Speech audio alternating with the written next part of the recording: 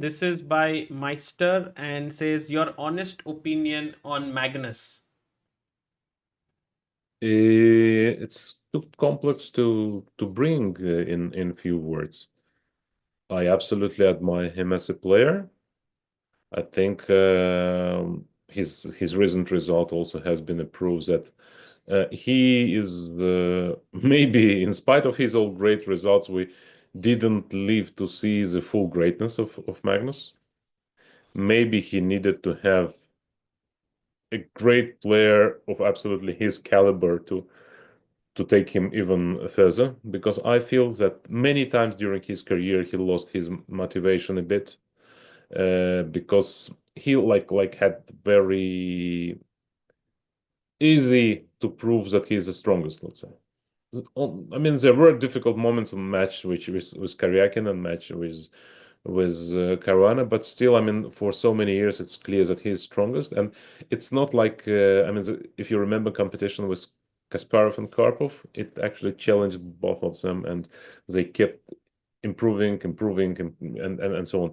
So now it is, so Magnus was clearly best for over a decade now, and that's great. I also respect a lot his this combination, his knowledge of chess classics, his knowledge of chess history, his background, which is very formidable, and at the same time his openness into new technologies and agility, and it's all great.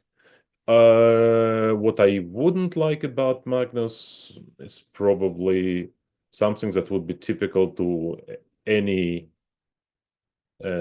person who is called goat or referred to as a goat, because it leads obviously to a feeling that the whole world is basically rotating around yourself, and then you willfully, or just it goes automatically, you try to make sure that your opinion about everything becomes a dominant, no matter what, as if there was no great people or any organization behind before you. And I also think that in a way, I feel that Magnus, although he knows so much about chess history and about chess traditions, and he somehow, how would I put it, neglects the fact that the largest part of his legacy comes from the fact that he is a classical world champion, a person who continues this great line, and his main achievement has been uh, connected with both with classical chess, with FIDE World Championships, and so on. And I think he sort of leaves it too easily behind, not making effort serious enough to think how thing could do. Because if you think about things of the past, only very few people would do what Magnus did. Because let's say Fischer, he quit chess. He didn't continue playing chess while living the chess crown. Kasparov was in a different situation. I mean, he kept playing, but he then couldn't restore his title, not for the lack of trying, but because there was turbulent times in the chess world, and the match couldn't be organized, and so on and so forth. But in case of Magnus, it's absolutely different. It's in a way, I would say, unprecedented. And I feel that it is damaging in a way to the chess game. But from another point of view, he's as a personality, he's drawing so much attention and interest from everyone.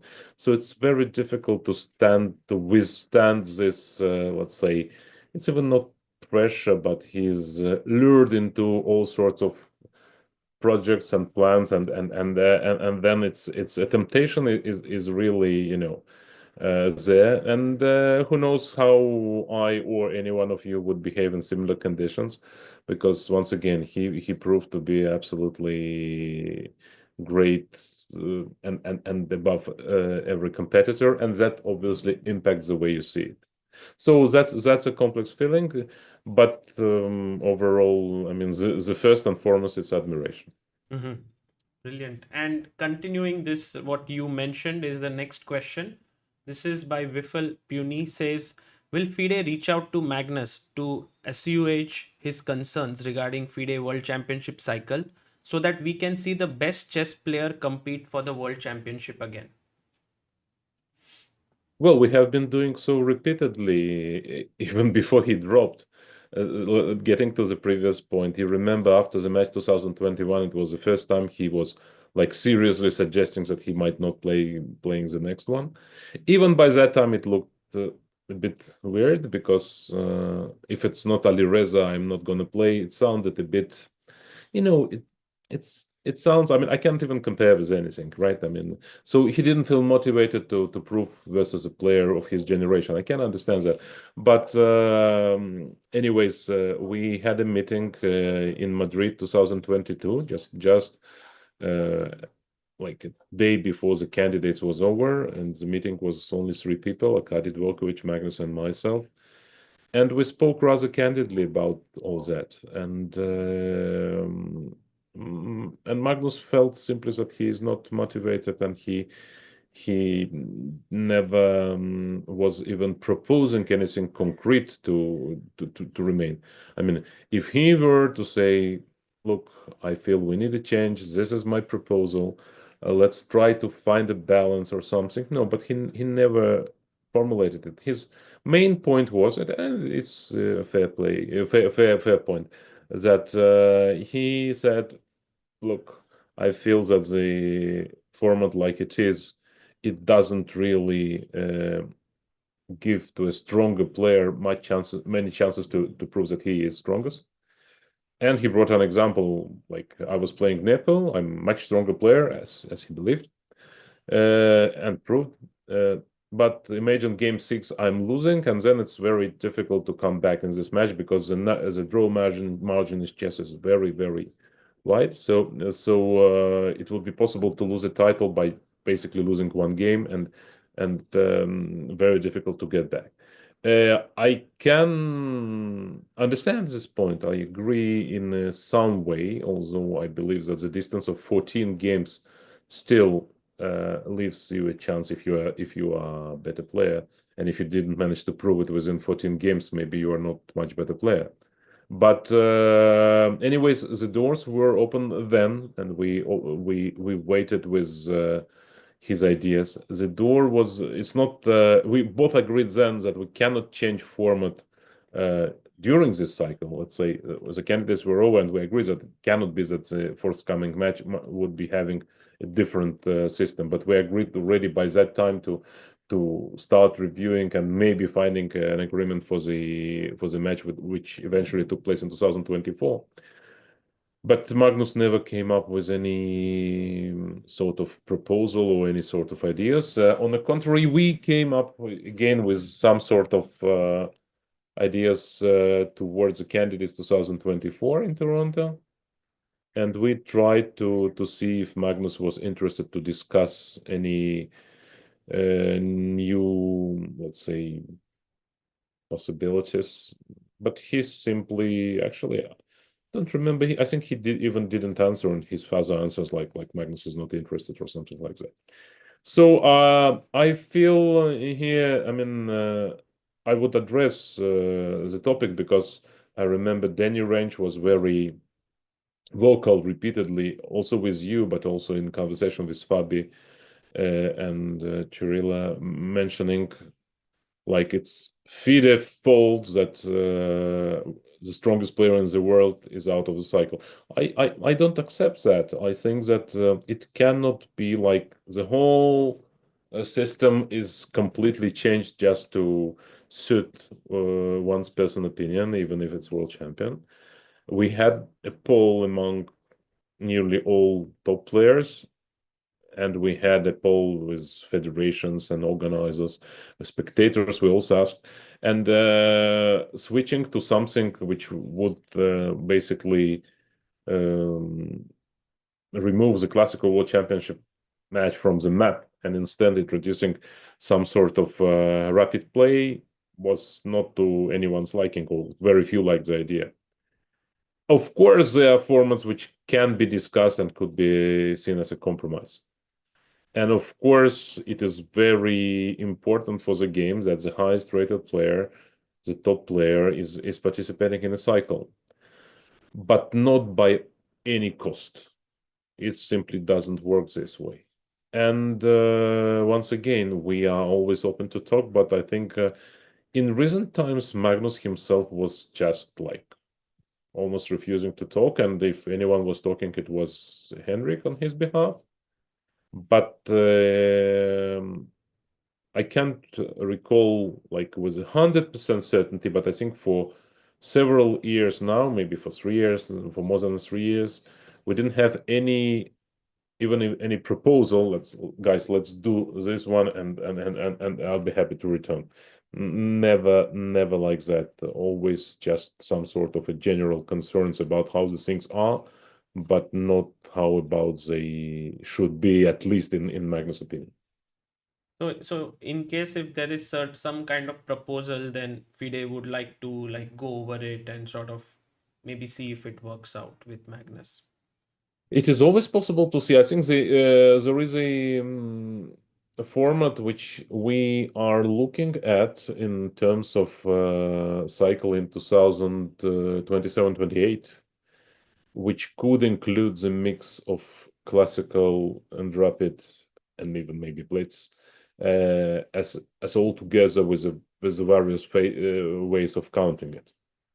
That is something that we are reviewing now. It's too early to say if we will be adopting it, but it's something that we strongly review, and not only within FIDE, but with our partners already. It's interesting. Instead of having three different events like classical, rapid blitz, it'll be like maybe one, yeah?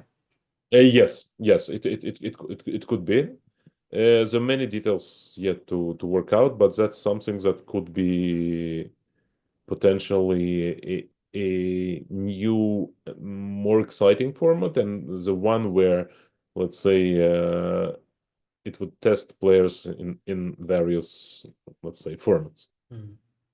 But once again, it's not only because, let's say, Magnus willing or not willing.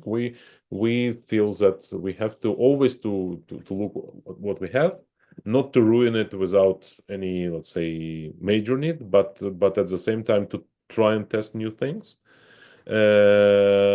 Maybe one other thing we're looking at, and I will be submitting it to Global Strategy Commission discussions, maybe next week already, and later to FIDE management, is switching to candidates matches instead of candidates tournament. Wow.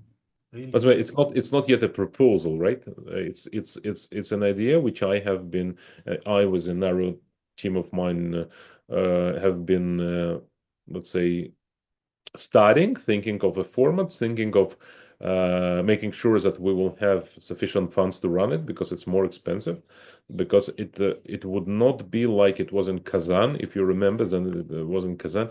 The system was there like only 4 games quarterfinal, 4 games semifinal, and 6 games final. This I find, I believe many find not quite suitable, because with the 4 games matches for candidates, you make all your ways to candidates just to play 4 games, and then it's a bit maybe a bit too short, and maybe it could be semifinals and quarterfinals played at one venue at one period of time, and then the final candidates match played separately. To that effect, of course, you need more funds, but funds, I think we are pretty sure we'll be able to secure. But we are still considering if the format is something that will elevate interest for the competition and also be interesting for the public. I think for the public, these clashes are, let's say, one-on-one is always more interesting. And what is another important thing, that I think it's much more objective, because in candidates tournament, in particular in the second half of the candidates tournament, you have players who are fighting for the top place, and you have players who basically don't have much on stake, and they impact the result of the tournament, mostly involuntarily, but it's still brings into life the question, what would happen if they were playing, round 8 or round 14. These are two completely different players. And this is one topic which we are proactively investigating.